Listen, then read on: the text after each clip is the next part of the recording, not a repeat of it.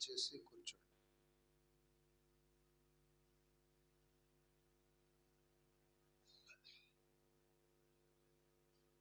చేతులు పైకెత్తి గట్టిగా చెప్పాలి. ఉత్సాహంగా చెప్పండి, సంతోషంగా చెప్పండి. అందరికీ ప్రభు పేరిట వందనాలు. దేవుడు మిమ్మును మీ కుటుంబాలను బహుగా దీవించును గాక.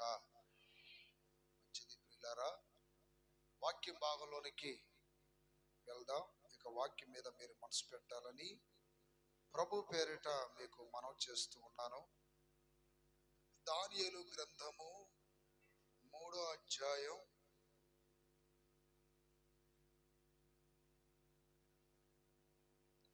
30వ వాక్యాన్ని చదువుకుందాం.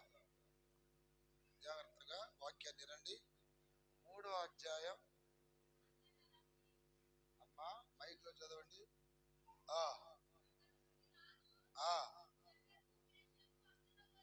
అంతట నుండి రాజు శద్రకు, మేషకు,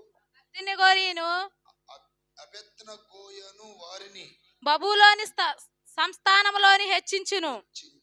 ఈ ఒక్క మాట గుర్తుపెట్టుకోండి. బబులోను సంస్థానములో హెచ్చించెను. దాని స్తోత్రం కలుగును గాక. ఎవరినంట హెచ్చించింది? శద్రకు. నోటితో చెప్పండి, శద్రకు. రెండోది మేషకు. 3 అబేద్నెగోయని వారిని బబులోను సంస్థానములో హెచ్చించెను. ఇక్కడ హెచ్చించబడ్డారు ముగ్గురు వ్యక్తులని మనం చదువుతున్నాం. దేవుని స్తోత్రం కలుగును గాక. ఎంతమంది వ్యక్తులంట? ముగ్గురు వ్యక్తుల్ని దేవుడు వారు ఉన్న సంస్థానములో, సంస్థానం అనగా వారున్న ప్రాంతంలో అని చెప్పాలి. దేవుడు వారిని ఏం చేశాడంట? గట్టి చెప్పండి అమ్మా. హెచ్చించాడంట. ఏం చేస్తే హెచ్చించబడ్డారు వాళ్ళు అనేది ఈరోజు మన సందేశం. గట్టిగా చెప్పండి. చాలా సార్లు మనం హెచ్చించబడాలి, గొప్పవారం కావాలి, అభివృద్ధి చెందాలి అనే ఆశ, ఆలోచన ప్రతి మానవునికి ఉంటుంది. కానీ ఆశపడినంత మాత్రాన అందుకోగలరా? అందుకోలేరు.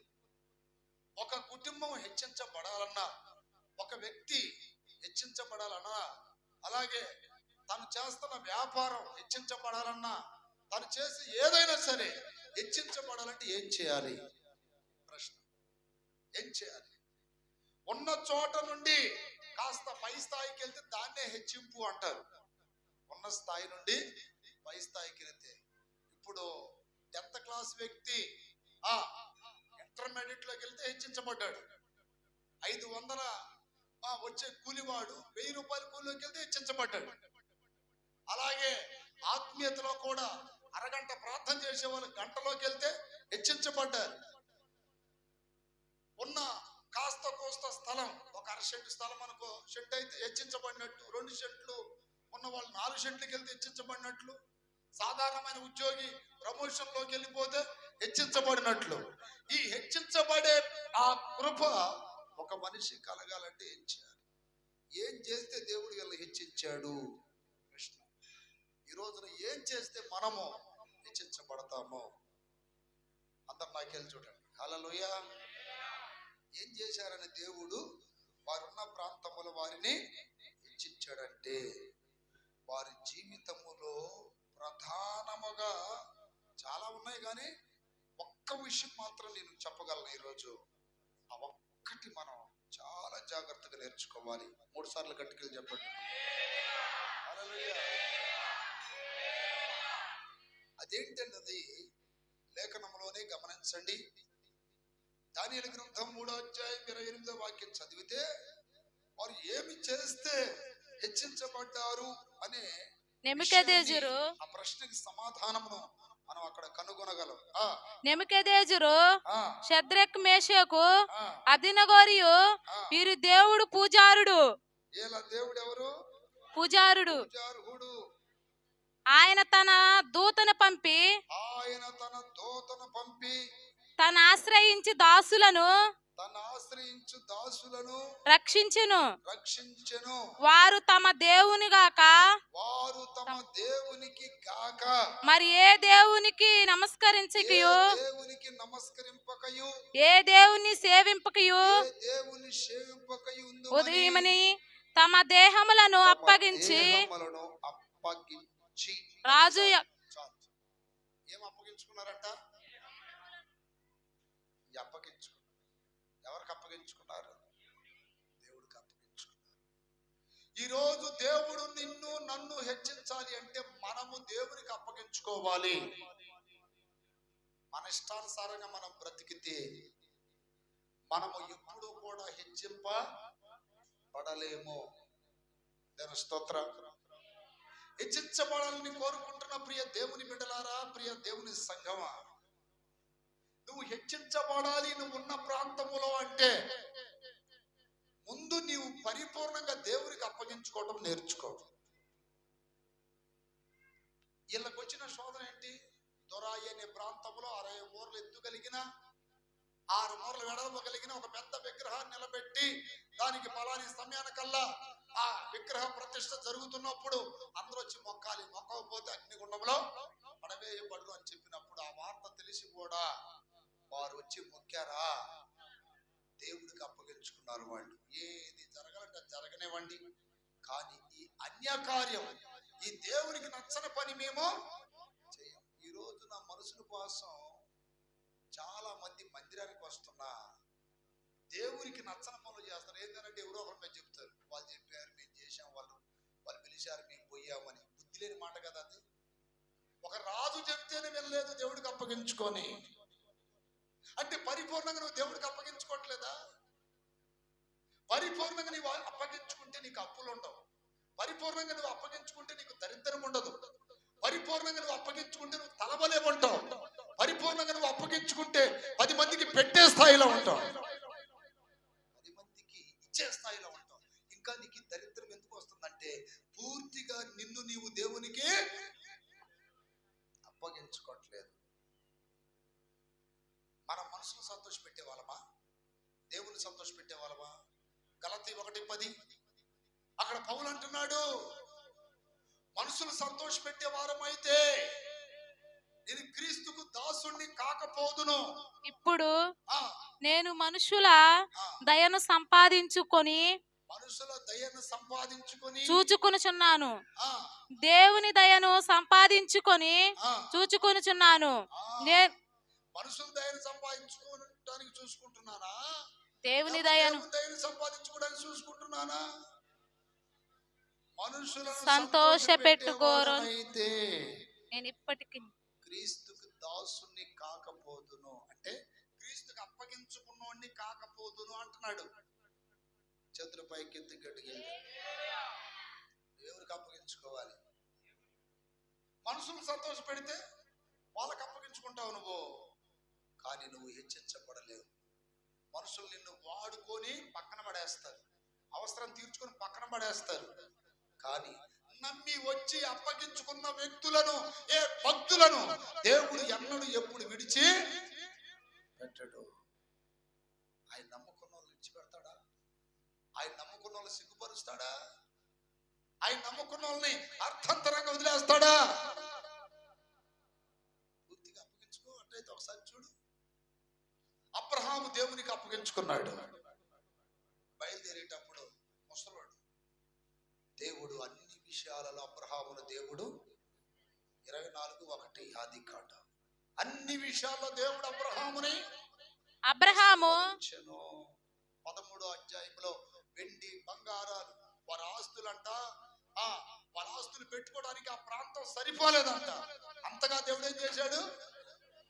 కారణం ఏంటి? అబ్రహాము ఎవరికి అప్పగించుకున్నాడు? ఈరోజు నువ్వు దేవుడికి అప్పగించుకుంటున్నావా? అసలు మనం ఎవరెవరికి అప్పగించుకోవాలి తెలుసా? మొట్టమొదటి దేవునికి అప్పగించుకోవాలి. అప్పగించుకునే అంశంలో ఇంకా కొన్ని ఉన్నాయి, వాటికి కూడా అప్పగించుకోవాలి మనం. దేవుని స్తోత్రం కలుగును గాక. అయి తర్వాత చెప్తా మీకు. ఇక్కడ శత్రుకు మేషకు అబ్దెనగోలు అదిగో బొమ్మకెళ్ళి మొక్కకపోతే, ఆడ పూజ చేయకపోతే ఖచ్చితంగా మమ్మల్ని తీసుకెళ్ళి అగ్నిగుండంలో వేస్తారని తెలుసు కదా, తెలుసు కదా, తెలిసి కూడా ఎందుకని పోలా, ఎందుకని మొక్కలా? చెప్పండి. వారు దేవునికి అప్పగించుకుని ఉన్నారు. చావైనా బ్రతుకైనా ఏదైనా జరగని మేము ఆయన కొరకు బ్రతికేవాళ్ళం. నలుగురు బలాఢ్యులను పంపించాడు రాజు. ఆ నలుగురు వచ్చి ముగ్గురుని తీసుకెళ్లి దాంట్లో పడేశారు. వేయటానికి వెళ్ళినటువంటి నలుగురు చనిపోయారు. ఈ ముగ్గురు ఆ అగ్నిలో ఆహ్లాదకరంగా తిరుగుతా ఉన్నారు.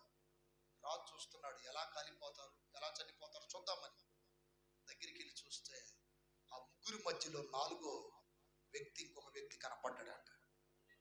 ఆయనే దేవుడు. చప్పట్లు కొట్టాలి కదా. అప్పగించుకున్న వారిని కలనైనా విడిచిపెడతాడా? కలలో కూడా మర్చిపోతాడా? ఈరోజు దేవునికి అప్పగించుకో బిడ్డ. మనుషులు విడిచిపెట్టిన, లోకం విడిచిపెట్టిన, స్వార్థపరులను విడిచిపెట్టిన, అప్పగించుకున్న దేవుడు మాత్రం నిన్ను ఎన్నడు, ఎప్పుడు, ఎక్కడ, ఏ స్థితిలో కూడా మరిచిపోడు, నిన్ను విడిచిపోడు. నువ్వు మనుషులకు అప్పగించుకోకుండా దేవునికి అప్పగించుకోవాలి. దేవుడికి అప్పగించుకున్నందుకు దేవుడు వారిని ఏం చేశాడు?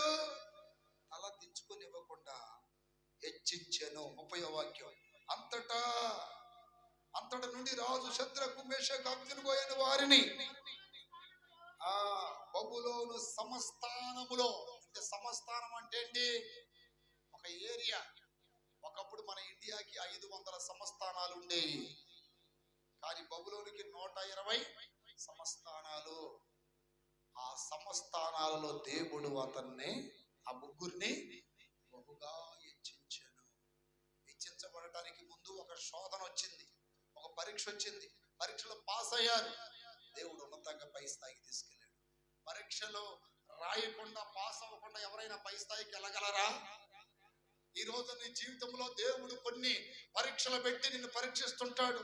కష్టాలు పెట్టొచ్చు, కన్నీళ్లు పెట్టొచ్చు, శ్రమలు పెట్టొచ్చు, బాధలు పెట్టొచ్చు, ఆర్థిక ఇబ్బందులు పెట్టొచ్చు, అందరి చేత త్రోసివేయబడవచ్చు, ఒంటరిగా నిన్ను విడిచిపెట్టొచ్చు. అలాంటప్పుడు కూడా నువ్వు పరీక్షలో నిలబడి పాస్ అవ్వగలవా? లేకపోతే పిప్పేలెత్తి మొరపెట్టుకుంటావా? నా దేవుడు ఉన్నాడు. అప్పగించుకో. అప్పగించుకుంటే వేరే మార్గాన్ని ఎత్తుకో. అప్పగించుకుంటే వేరే వైపు చూడవు. సావైన బ్రతుకన్న ఆయననయ్యా నాకు దిక్కు, ఎటు పోగలను? హల్లెలూయా. నీ ప్రేమను విడిచి ఎటు పోగలను? ఎటు పోగలను? నీ ప్రేమను కేరే దారి లేదే. నీ దారిలో మేలు జరిగినా, కీడు జరిగినా, నష్టం వచ్చినా, బాధ వచ్చినా, కష్టం, కన్నీళ్ళు వచ్చినా నీవే నీవే నీవే నీవే నీవే. ఏదైనా చేయాల్సింది నీవే. ఎటు పోగలను ప్రభు అని ఎవరి మీద ఆధారగలను, పడగలను? ఏడిస్తే నీ పాదాల మీద ఏడుస్తా, చేతులు చాపితే నీ వైపు చేతులు చాపుతా, కౌగులించుకుంటే నిన్ను కౌగులించుకుంటాను. కేరే దారికి ఇంటికి వెళ్ళగలను. ఎలాంటి భక్తులు విడిచిపెడతాడా దేవుడు? ఎలాంటి భక్తులను తలదించుకొని ఇస్తాడా?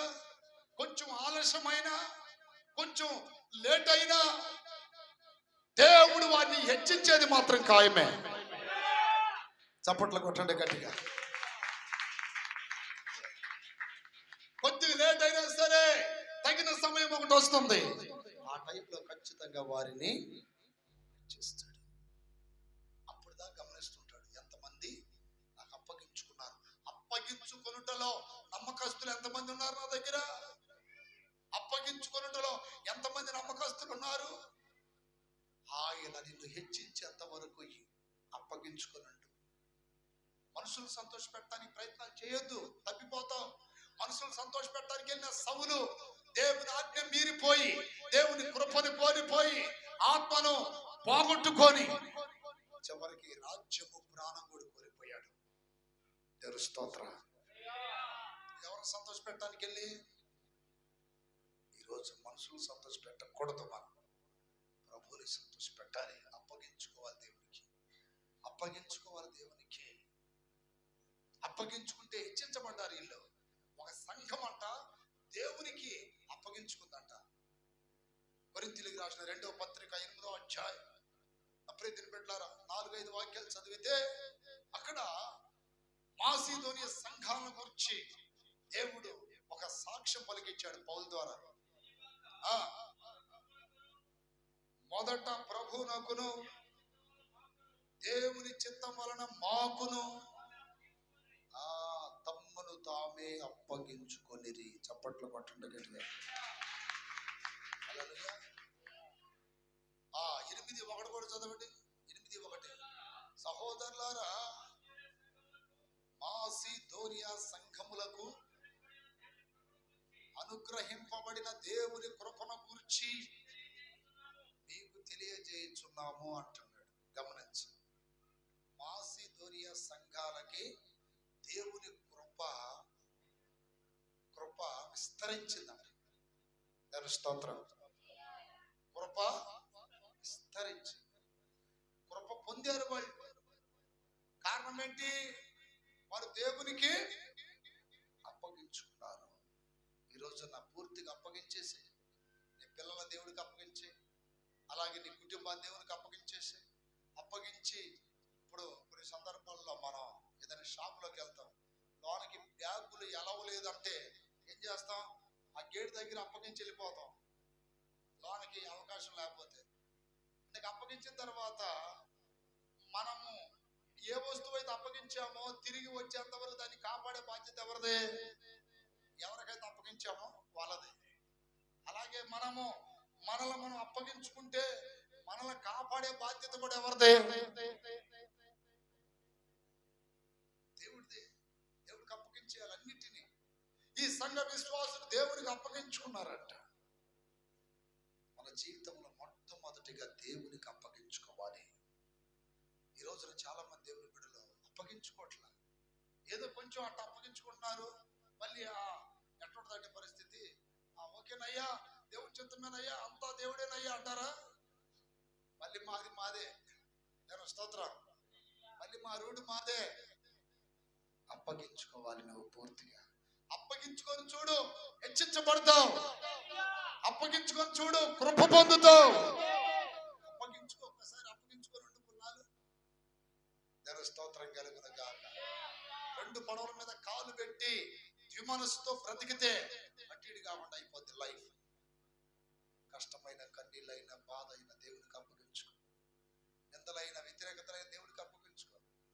ఇవన్నీ ఆయన చూడట్లేదా? చూస్తున్నాడు. ఇవన్నీ ఆయన వినట్లేదా? వింటున్నాడు. ఇవన్నీ ఆయన గమనించట్లేదా? గమనిస్తున్నాడు. కారణం ఏంటి? నిన్ను పరీక్షిస్తున్నాడు. నీతిమంతులను ఆయన పరీక్షిస్తాడంట. పరీక్ష చేసినప్పుడు పరీక్షలు నువ్వు పాస్ అవ్వాలి కానీ ఫెయిల్ అవ్వకూడదు. ఇప్పుడు మాసిదోనియా సంఘ విశ్వాసులు కృప పొందారంట. వారు పేద ప్రజలు, వారికి శ్రమలు వచ్చాయంట, బాధలు వచ్చాయంట, శ్రమల వల్ల పరీక్షించబడ్డారంట. అన్ని విషయాల్లో మరి చాలా జాగ్రత్తగా వాళ్ళు అప్పుడు పెట్టారా, ఏ కొరత లేకుండా బ్రతుకుతున్నారు. కారణం ఏంటంటే వారు దేవునికి అప్పగించుకున్నారు. దాని స్తోత్రం కలుగునగా. దేవునికి అప్పగించుకున్న వాళ్ళు రెండవదిగా ఎవరికి అప్పగించుకోవాలి తెలుసా? సేవకులు కూడా అప్పగించుకోవాలి. ఆ కింద చదవండి, 2 కొరింథీ 8:4-5. 8వ అధ్యాయం 4-5 వాక్యాలు. 7 కొరింథీ 4-5 వాక్యాలు ఇందా చదివింది.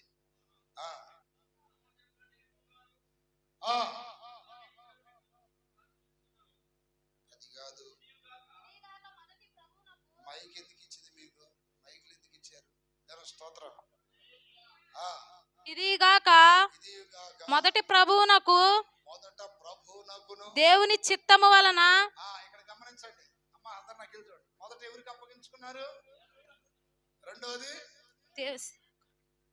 దేవుని చిత్తం వలన మాకును తమ్మునకు తామే అప్పగించుకొనిరి.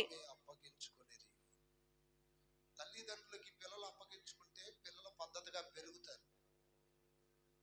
తల్లిదండ్రులకు అప్పగించుకోకుండా పిల్లలు పెరిగారు అనుకోండి, వాళ్ళు గాలి పిల్లలు అవుతారు. స్తోత్రం. అలాగే విశ్వాసులు అప్పగించుకొని ఉండాలి మందిరాల్లో సేవకులకి. అది నేను చెప్తున్నా, వాక్యం చెప్తుంది. నువ్వు అప్పగించుకుంటే ప్రియమైన బిడ్డగా మారుతావు, ప్రియమైన విశ్వాసిగా మారుతావు, ప్రియమైన దేవుని బిడ్డలుగా పిలువబడతారు.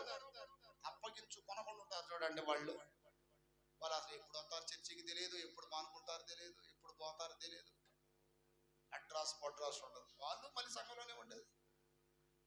ఇలా అసలు అప్పగించుకున్న బ్యాచ్ కాదే. అప్పగించుకోవాలి దేవునికి, సేవకునికి. దేవుడు చెప్తున్న సత్యం అది. అప్పుడు హెచ్చించబడతావు, రెండోది కృప పొందుతావు. దేవుని స్తోత్రాలు చెప్పండి. ఏదైనా చెయ్యాలన్నప్పుడు సేవకులుగా మమ్మల్ని అడిగినప్పుడు అది తప్పు అని చెప్పినప్పుడు ఇంకా ఆగిపోవాలిగా వాక్యానుసారంగా. కాదు, మళ్ళీ ఏం చేస్తాం, మళ్ళీ ఎంత అడిగినా కూడా మళ్ళీ ఎటు అవుతుంటారు మనుషుల వైపే. హల్లెలూయా. దైవ చిత్తము కానివి కొన్ని సందర్భాల్లో సేవకులు చెప్పినప్పుడు అది ఆగు అంటే ఆగిపోవాల్సిందే, తప్పదు. ఆమేన్. అప్పగించుకున్నాడు సౌలు. మొట్టమొదట సౌలు ఇక్కడే కూర్చొని చెప్పేంత వరకు కదలొద్దు అన్నాడు. నేను చెప్పేంత వరకు కదలొద్దు. సమూయేలు మొదటి గ్రంథం 9వ అధ్యాయం చదవండి. చెప్పినప్పుడు ఎంత పూర్తిగా అప్పగించుకున్నాడు చూడండి. దేవుని స్తోత్రం కలుగును గాక. 9వ అధ్యాయం 27వ వాక్యం మైక్ లో చదువు. ఊరి చివరకు వచ్చుచుండగా సమూయేలు సౌలుతో మనకంటే ముందుగా వెళ్ళమని ఈ పనివానితో చెప్పుము. దేవుడు సెలవిచ్చినది నేను నీకు తెలియజేయు వరకు నీవు ఎక్కడ నిలిచి ఉండమని. చాలు, గట్టిగా చెప్పండి.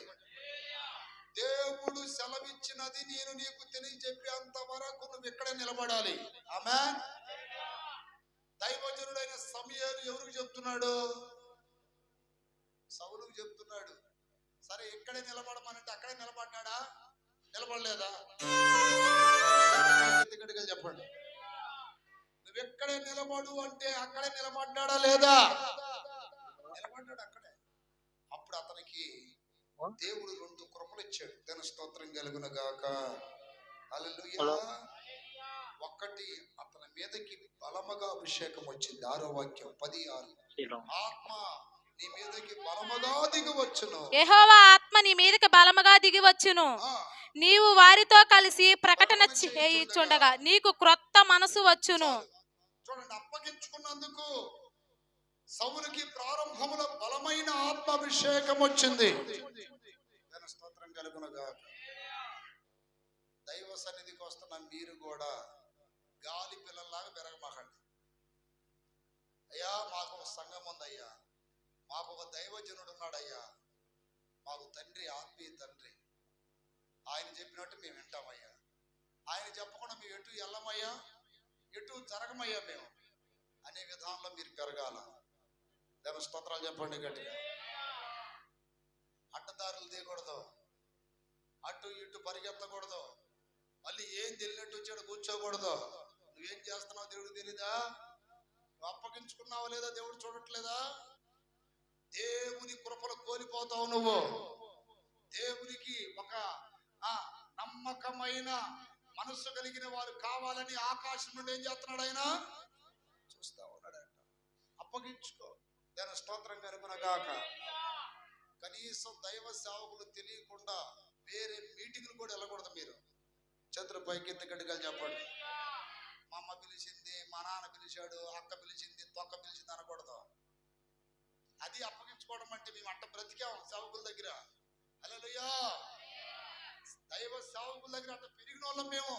అట్ట పెరిగాం కాబట్టి ఇన్నేళ్ళు వచ్చినా సరే దేవుని కృపలో నిలబడింది. దేవుని స్తోత్రం కలుగును గాక. అట్ట పెరిగాం. దైవ సేవకుడు చెబితేనే కదిలేదు, లేకపోతే ఎంత ప్రాముఖ్యమైన సరే కదిలే వాళ్ళం కాదు మేము. దేవుని స్తోత్రం కలుగును గాక. వాక్యం చెప్తుంది అక్కడ చూడండి. నేను చెప్పేంత వరకు నువ్వు ఇక్కడే ఉండాలి అన్నాడు.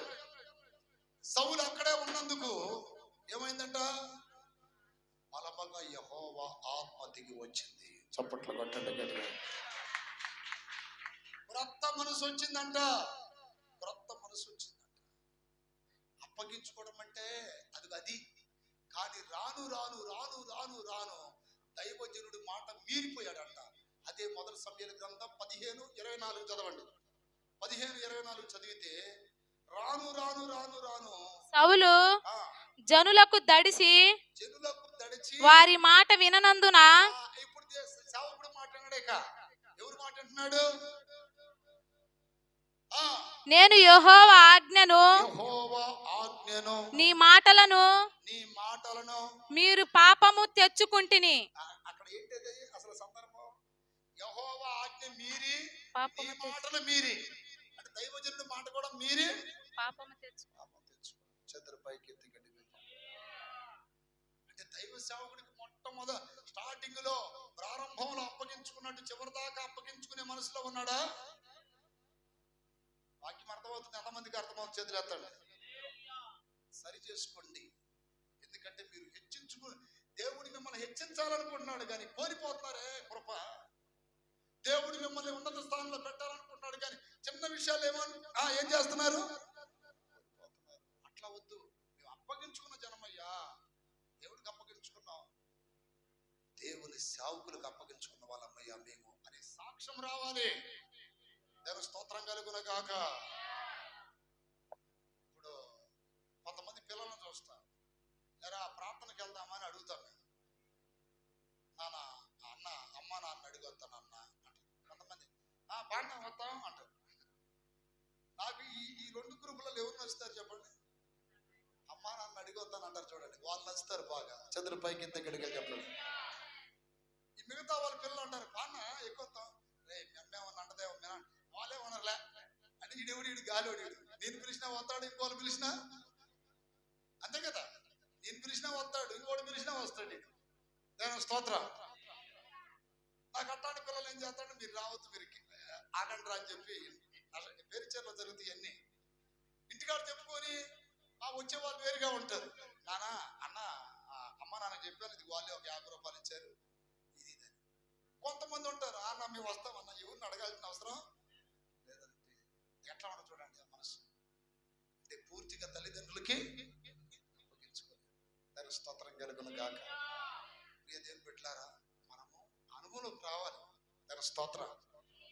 అక్కడ ఏమంటున్నాడు? తన నోటితో తన పలుకు ఒప్పుకున్నాడు చూడండి.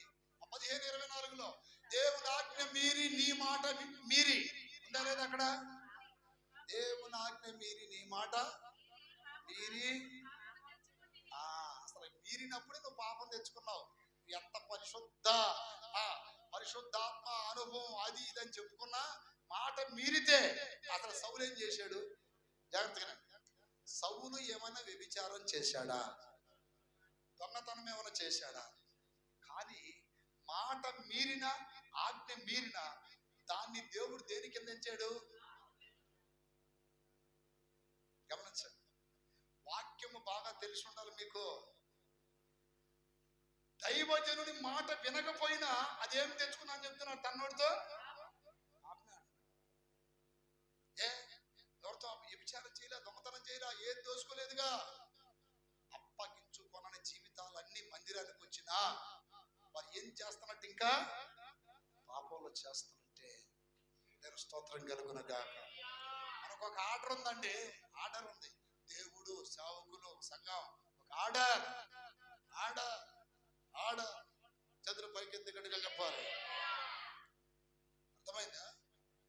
ఎందుకు చెప్తున్నానంటే ఒక ఆర్డర్గా ఉండాలి మనం. ఇప్పుడు పైన ఏ బాధ్యత లేకుండా ఇష్టానుసారం బతుకుతున్నారు కొంతమంది, ఇచ్చలవిడిగా కాళ్ళ కట్టం లేకుండా. అలాంటి గ్రూప్ లోకి వెళ్ళావనుకో, నువ్వు హెచ్చింపబడే కృపను కోల్పోతావు. అలాగే దేవుని దగ్గర శ్రేష్టమైన ఫలింపు, అభివృద్ధిని కోల్పోతావు. చివరికి సౌలు జీవితం అయిపోతాయి. అలా కాకుండా మనం అప్పగించుకున్నప్పుడు అయ్యా వాళ్ళకి చెప్పాలి. దేవుని స్తోత్రం. మా నాన్న ఉన్నాడయ్యా, మా అమ్మ ఉంది, వాళ్ళకి మేము చెప్పాలి. అంటే అప్పుడు పిల్లోడు ఎంత సంస్కారంగా పెరుగుతున్నాడు, పెద్దోళ్ళంటే ఎంత గౌరవంగా పెరుగుతున్నాడు. హల్లెలూయా. ఆ జీవితం విశ్వాసులు కూడా కావాలి. ఆత్మీయ అర్థంలో చెప్తున్నా మీకు, ఆత్మీయ అర్థంలో చెప్తున్నాను. దేవుని స్తోత్రం. మీరు తొందరగా హెచ్చించబడాలి అంటే, తొందరగా అభివృద్ధి చెందాలి అంటే, తొందరగా ఉన్నత కృపలు పొందాలంటే, దేవుడు మీరు అనుకున్నది చేయాలి అంటే, మీ జీవితంలో మేలు జరిగించాలి అంటే, దేవుడు మీ హృదయ వాంఛలు తీర్చాలి అంటే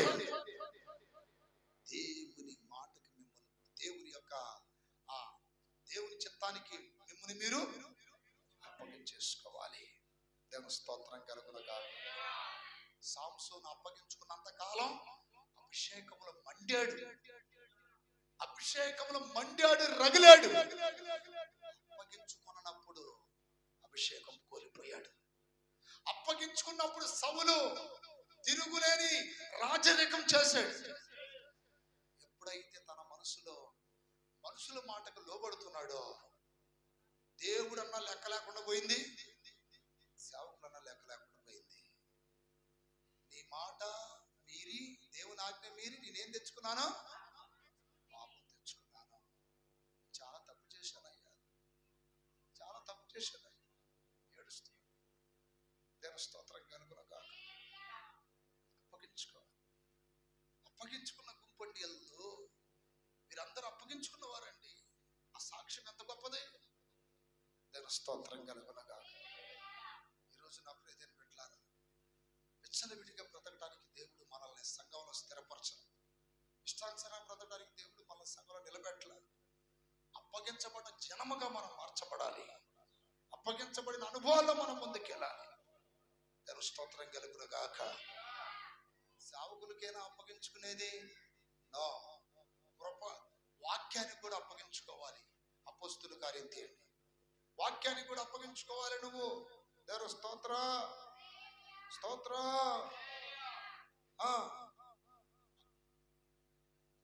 అపోస్తుల కార్యములు 20వ అధ్యాయం 32వ వాక్యం. ఇప్పుడు దేవునికిని ఆయన కృపావాక్యమునకు మిమ్మును అప్పగించుకున్నాను. దేనికి అప్పగించుకోవాలి? మూడోది వాక్యానికి అప్పగించుకోవాలి. చేతుల పైకి ఎత్తి గట్టిగా చెప్పండి.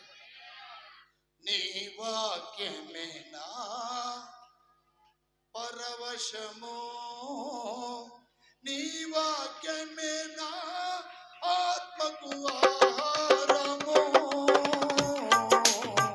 నీ వాక్యమేనా పరవశము. చప్పటి పడు. ఆత్మకు ఆహారము, నీవా లఘు దీపము, నీ వాక్యమే దీపము, నీ వాక్యమేనా పాదములకు దీపము. నా స్తుతి పాత్రుడా నా యేసయ్యా, నా ఆరాధనకు నీవే యోగ్యుడవయ్యా. నా స్తుతి పాత్రుడా నా యేసయ్యా, యేసయ్యా, నా యేసయ్యా. స్తోత్రం. యేసయ్యా, హే యేసయ్యా, నా యేసయ్యా, యేసయ్యా, నా యేసయ్యా, నా స్తుతి పాత్రుడా నా యేసయ్యా, నా ఆరాధనకు. ఆమేన్.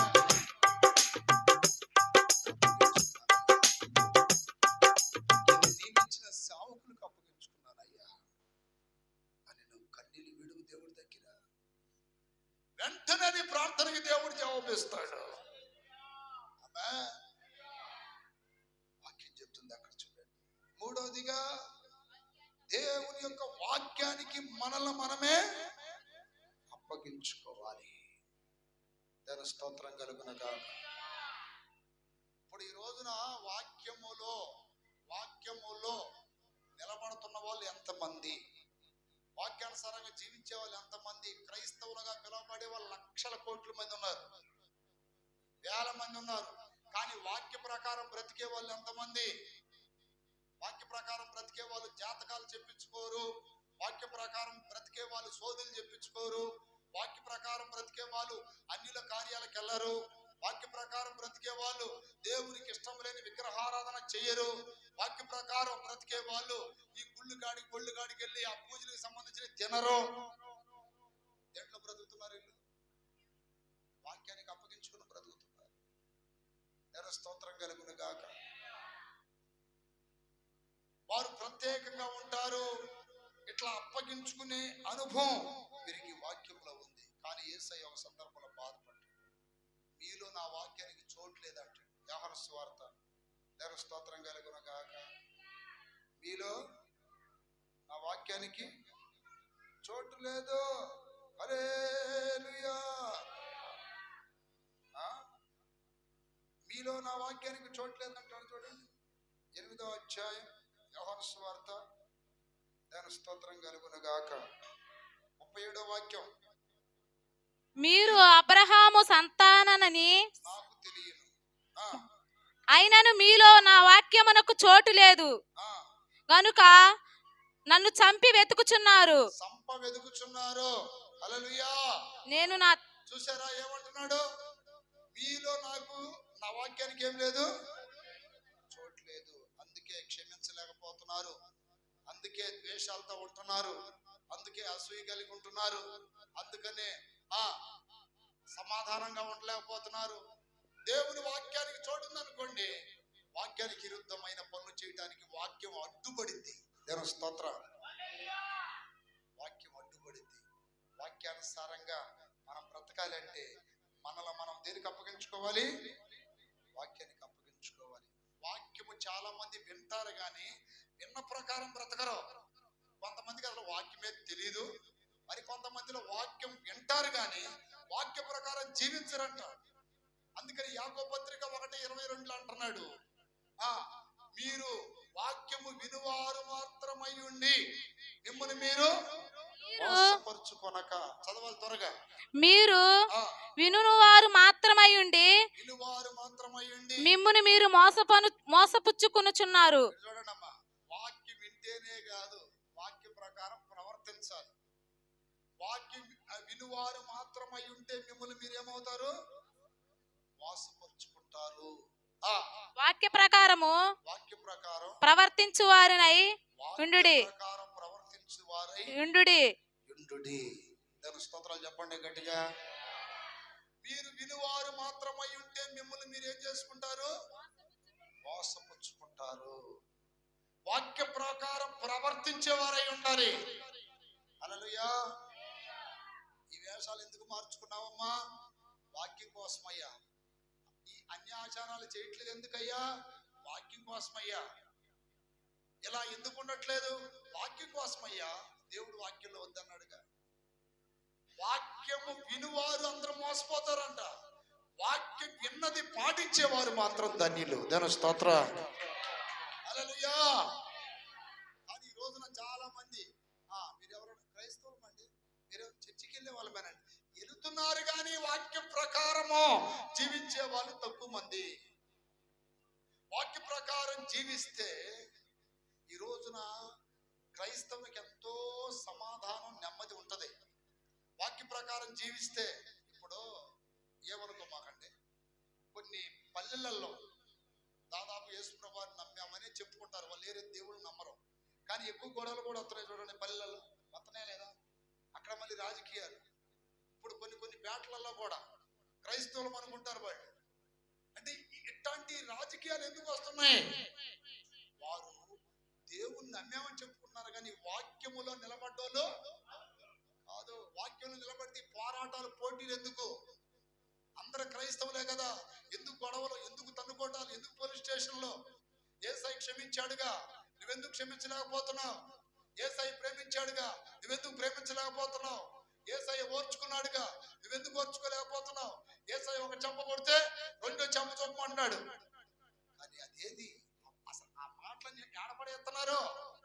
మళ్ళీ మీరు ఎవరైనా క్రైస్తవం అండి అన్నారు లేదా? వాక్యములో నిలబడ్డ వాళ్ళు కాదు, వాక్యానికి అప్పగించుకున్న వాళ్ళు కాదు. ఇలాంటి వాళ్ళు కూడా ఫాలో అవ్వకూడదు మనం. దాని స్తోత్రాలు చెప్పండి గట్టి. హల్లెలూయా చెప్పరా? హల్లెలూయా. ఈ మధ్య ఒక పాస్టర్ గారు చచ్చిపోయాడు. ఒక పాస్టర్ గారు యాక్సిడెంట్ అని కొంతమంది, మర్డర్ చేశారని కొంతమంది రకరకాలు చెప్పారు. ఓకే, నాకు చెప్పారు ఇట్లా పరిస్థితి, ఈ ధర్నాలు బోర్నాలు చేయాలని. నేను చెప్పాను, నేను రానన్నా. ఎందుకంటే మనకు న్యాయం జరగాలి. ఎవడ దేని స్తోత్రం. ఎవరు చేయాలి నీకు న్యాయం? పోలీసులు చేస్తారా? రాజకీయ నాయకులు చేస్తారా?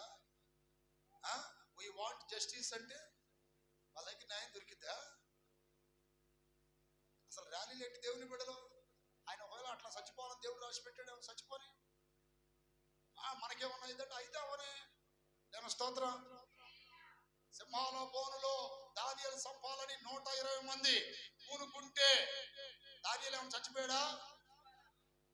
వెయ్యాలనుకున్న 120 మంది లేచిపోయారు. దేని స్తోత్రం. యాకోబుని చిరఛేదనం చేసినప్పుడు తలకాయ నరికేశారు. దేవుడు ఉన్నాడుగా, కాపాడలేదు ఎందుకని? అతని రాత దేవుడు అట్లా రాశాడు. దేని స్తోత్రం. దేవుడు ఒక వ్యక్తిని అత సాక్షిగా అప్పగిస్తే ఎంతమంది అడ్డుపడ్డా ఆ శాసనాన్ని ఎవడు తప్పించలేడు. ఏం ధర్నాలు ఏంటి? ధర్నాలు అది అని ఇదని ఏది గందరగోళాలు. దేని స్తోత్రం కలుగును గాక. లోకమంతా దుష్టుని యందున్నది. లోకములో ఉన్నాయి ఈ రాజకీయాలు, ప్రభుత్వాలన్నీ దుష్టుని చేతుల్లోనే ఉంది. వాళ్ళు న్యాయాన్ని అన్యాయం చేస్తారు, అన్యాయాన్ని న్యాయం చేస్తారు, సత్యాన్ని అసత్యం చేస్తారు. న్యాయం కావాలని వాళ్ళ దగ్గర పోయి అడిగితే అర్థమైందా? ఇప్పుడు ఆ టీవీ ఛానల్స్ మొత్తం వాళ్ళకి సంబంధించినవి. ఎవరు చేస్తాడు న్యాయం? వాళ్ళ కళ్ళ కనపడ్డా కూడా నిజం చెప్పరు. దేని స్తోత్ర. తప్పని కనపడిన చెప్తారా? చెప్పరు. క్రైస్తవులకు ఎన్నో అన్యాయాలు జరుగుతున్నాయి, అవన్నీ ప్రచారం చేయమని చేయరు. వాళ్ళకి సంబంధించింది ఏదన్నా చిన్న జరగనివ్వండి 100 ఛానళ్ళు వేస్తారు. అంటే వాళ్ళ దగ్గరికి పోయి వీ వాంట్ జస్టిస్ అంటే ఎవరా జస్టిస్ చేసేది నీకు? అక్కడ ఊరేగే కంటే ఆ 10 రోజులు దేవుడి దగ్గర మోకాలు ఉంచి ప్రతి సంఘములో 10 రోజులు ఉపవాస ప్రార్థనలు పెట్టి చేయండి. దేవుడు దిగి వస్తాడా లేదా? చేతులు పైకెత్తి గట్టిగా చెప్పండి. గద్దె నుండి దింపుతాడా లేదా? సింహాసనాలను కూలగొడతాడా లేదా? రోడ్ల మీద న్యాయం కావాలని అన్నిలాగా జెండాలు పట్టుకొని తిరిగితే ఎవడు చేస్తాడు మీకు న్యాయం? ఎట్నే తిట్టానండి ఒక పాస్టర్ని. ఎవడు చేస్తాడు మీకు న్యాయం? ఎవడో చేయడు ఈ భూమి మీద. దేని స్తోత్రం కలుగును గాక. మనం నమ్ముకున్న యేసయ్యకి ఏమన్నా న్యాయం చేశారా ఈ భూమి మీద? ఆయనకు అన్యాయం తీర్పు తీర్చలేదా? ఆయన్ని అన్యాయంగా సిలువ మీదకి ఎక్కిలేదా? కొరడా దెబ్బలు కొట్టలేదా? ఆయనకి ఏమైనా న్యాయం చేశారా? ఏం తప్పు చేశాడని?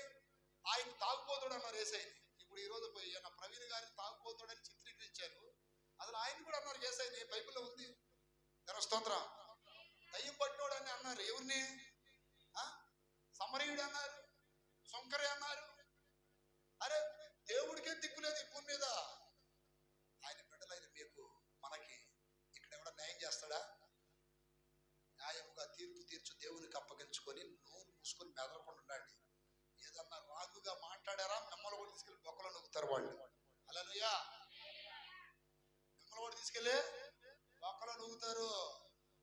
నోరు మూసుకొని మెదలకుండా ప్రార్థన చేసుకోండి. అంటారని తెలుసు కదా, నోరు మూసుకోండి. దేని స్తోత్రం. ఎవడు ఎక్కడ న్యాయం చేయడు. మీరు 100కి 90% ప్రూఫ్లు తీసుకెళ్ళి న్యాయం చేయరు ఇక్కడ ఎవడు. దేని స్తోత్రం. అంతే చేయరు. అది తెలిసే చాలా మంది పాటలకు నోరు మూసుకుని వెనక దగ్గర. ఎందుకు? మనం ఎంత మొర పెట్టుకుని ఎక్కడ న్యాయం రాదు. ఛానల్స్లో కూడా ఆ ఛానళ్ళల్లో ఇంటర్వ్యూలు ఇవ్వడమే ఒక పెద్ద తప్పు. దేని స్తోత్రం. వాడు ఏం చేస్తాడు? ఇద్దరు గొడవలు పెడతాడు వాడు. ఆ ఛానల్ వాడు ఈయన్ని పిలిచి ఇంటర్వ్యూ చేస్తాడు, వాడిని పిలిచి నిన్ను పిలిచేమో రాముడి గురించి అడుగుతాడు, ఆయన్ని పిలిచేమో యేసయ్య గురించి. నువ్వు అన్న మాటలు వాడన్న మాటలు ఒక వీడియో చేస్తాడు, పెడతాడు. ఇద్దరు ఆ గ్రూప్ వాళ్ళకి ఈ గ్రూప్ వాళ్ళకి మధ్య ఏం పెడుతున్నాడు? అసలు గొడవలు పెట్టేది ఈ ఛానల్స్ వాళ్ళు.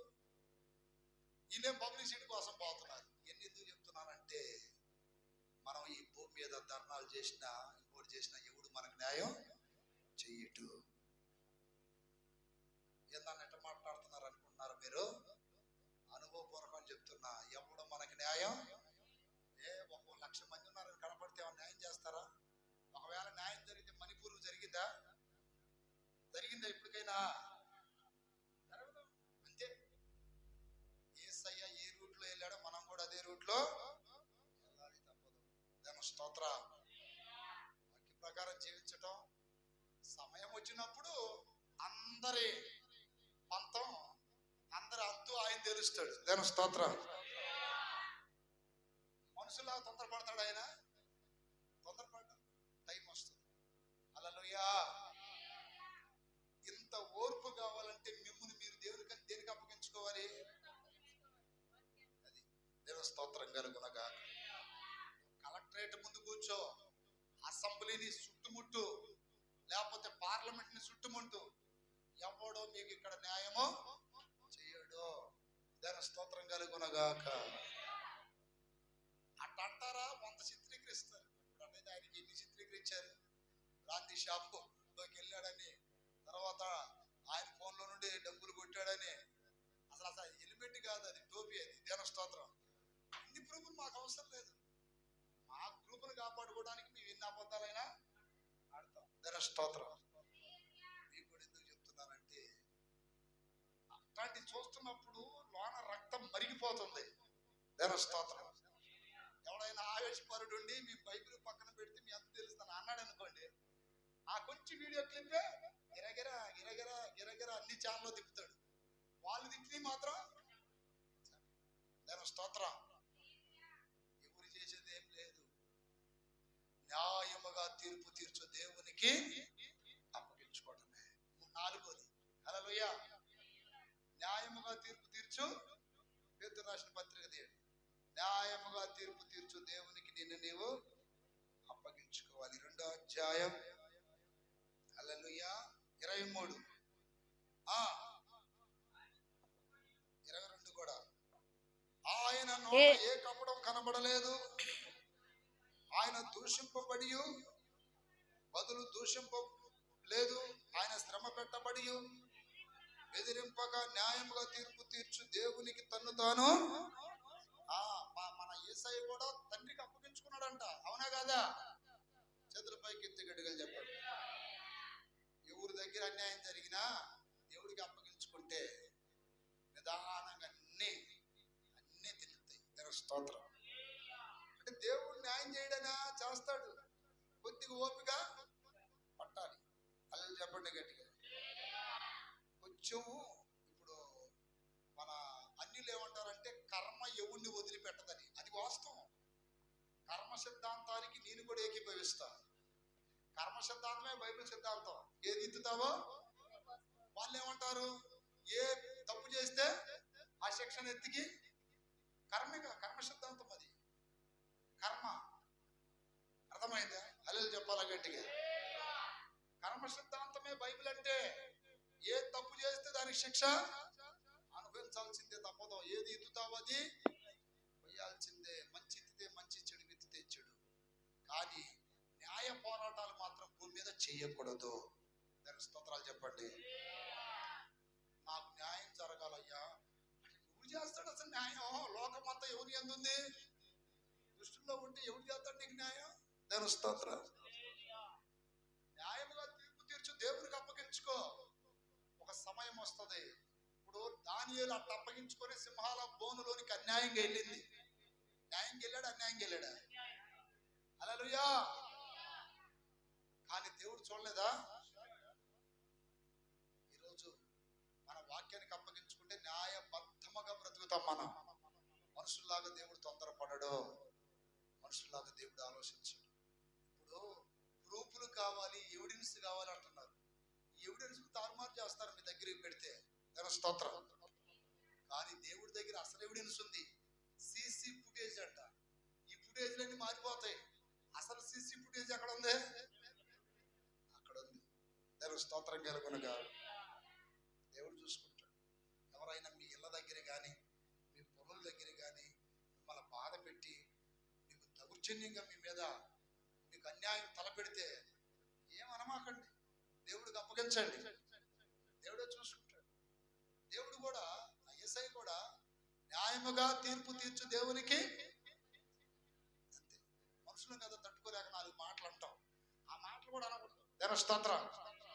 నీకు నిజంగా న్యాయం జరగాలంటే దేవుడు ఇన్వాల్వ్ అవ్వాలి దాంట్లోకి. నువ్వు సైలెంట్గా ఉండాలి. ఇట్లా దేవుని స్తోత్రం. ఇన్వాల్వ్ అవ్వాలి. ఈ మధ్య కాదు, ఆ మధ్య చెప్పే ఒకసారి మీకు ఒక చోట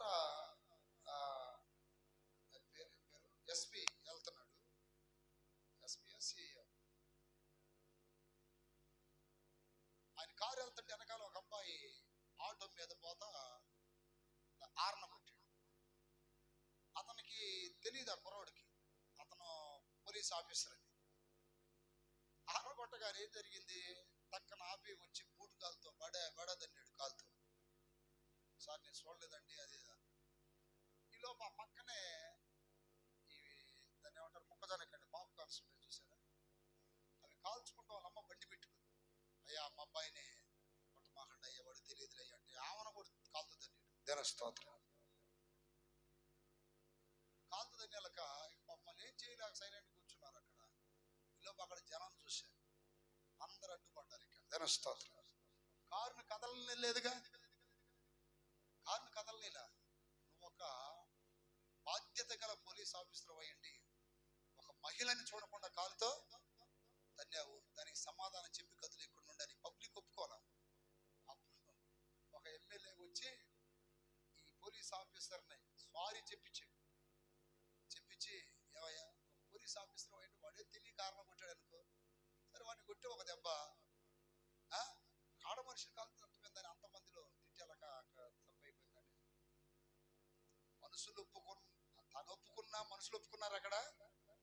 అదే రీతిగా మనం ఒప్పుకున్నా దేవుడు ఒప్పుకున్నాడా? ఎవరికి జరగాలన్నా న్యాయం అన్యాయాలు దేవుడు చేస్తాడు. అందుకని మనం దేవునికి అప్పగించుకోవాలి, రెండోది సేవకునికి అప్పగించుకోవాలి, వాక్యానికి అప్పగించుకోవాలి. అందరు లేచి నిలబడండి. స్తోత్రం స్తోత్రం స్తోత్రం స్తోత్రం. హల్లెలూయా హల్లెలూయా. చేతులు పైకెత్తి ప్రభా, కొన్నిసార్లు అన్యాయంగా నువ్వు సమస్యలు ఎదుర్కొంటున్నావేమో, భయపడొద్దు, దేవుడు న్యాయం చేస్తాడు నీకు. చేతులు పైకెత్తి అప్పగించుకోండి. నువ్వు నమ్మకంగా దేవునికి అప్పగించుకుంటే దేవుడు నిన్ను హెచ్చిస్తాడు. నువ్వు నమ్మకంగా దేవునికి అప్పగించుకుంటే నిన్ను హెచ్చిస్తాడు. వాక్యానికి అప్పగించుకుంటే దేవుడు నీకు న్యాయం చేస్తాడు. నీవు దైవ సేవకులకు అప్పగించుకుంటే ఉన్నత కృపలో నిన్ను స్థిరపరుస్తాడు. ప్రార్థన చేయండి. అప్పగించుకునే మనసు మాకు దయచేయి. మనసును సంతోషపెట్టే విధానం కాదయ్యా మాకు, నీకు అప్పగించుకునే కృప మాకు కావాలి. స్తోత్రం స్తోత్రం స్తోత్రం. హల్లెలూయా హల్లెలూయా హల్లెలూయా హల్లెలూయా. స్తోత్రం స్తోత్రం స్తోత్రం. ప్రార్థన చేయండి. స్వచ్ఛను ప్రార్థన చేయండి.